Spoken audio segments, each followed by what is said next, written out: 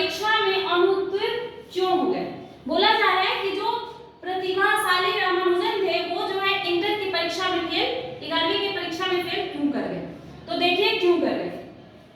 रामानुजन पर गणित का भूत सवार था, वे दूसरे विषयों पर ध्यान ही नहीं देते थे।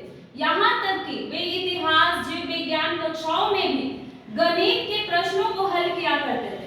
नतीजा यह हुआ कि वे 11वीं कक्षा की परीक्षा में गणित को छोड़कर बाकी सब विषयों में फेल हो गए और परिणाम स्वरूप उनको जो छात्रवृत्ति मिलती थी वो उनको बंद हो गई। जैसे कि आंसर में हम दिए हैं यहाँ पे कि कोई भी सब्जेक्ट में पढ़ाई होता था तो वो क्या करते थे, हमेशा वो मैथ्स को लेकर, गणित को लेकर बैठे रहते थे और वही गणित का ही प्रश्न को हल करते थे, ठीक है, और बाकी सारे सब्जेक्ट पे ध्यान नहीं देते थे। वैसे कोई भी बच्चा ऐसा करता है कि बाकी सब सब्जेक्ट क्लास नहीं करता है, ध्यान नहीं देता है तो फेल होना ही है।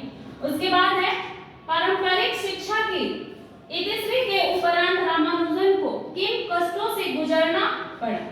तो देखिए इसका उत्तर है विद्यालय छोड़ने के बाद 5 वर्षों का समय इनके लिए बहुत हताशा से भरा था। हताशा यानी कि वो मतलब बहुत कष्ट, दुख और ये डर से।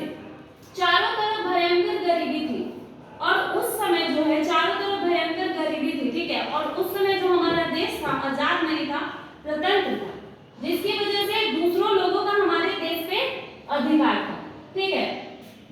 ऐसे समय में रामानुजन के पास ना कोई नौकरी थी और ना ही किसी संस्थान में अथवा प्रोफेसर के साथ काम करने का मौका। उनके पास कोई भी नौकरी नहीं थी या फिर कोई भी ऐसे प्रोफेसर नहीं थे जिनके साथ वो काम कर सके, उनको ये मौका नहीं मिला, ठीक है। उसके बाद है इस समय उनको ट्यूशन में 5 रुपए मासिक मिलते थे और इसी से उनका गुजारा होता था। रामानुजन का यह जीवन का दुख, कष्ट और बहुत ज्यादा मतलब दुख कष्ट से भरा था। उनको ट्यूशन में बस 5 रुपए महीने में मिलता था, वो ट्यूशन पढ़ाते थे तो, और उसी से उनका पूरा गुजारा होता था, ठीक है बच्चों। तो ऐसा देखने में लग रहा है कि क्वेश्चन आंसर बड़ा है, लेकिन रियलिटी में है नहीं। आप लोग यदि एक बार समझ जाते हैं तो हम क्या लिखे, हम इतनी सा लिखे हैं, आप लोग पूरा 2-2 पेज लिखोगे।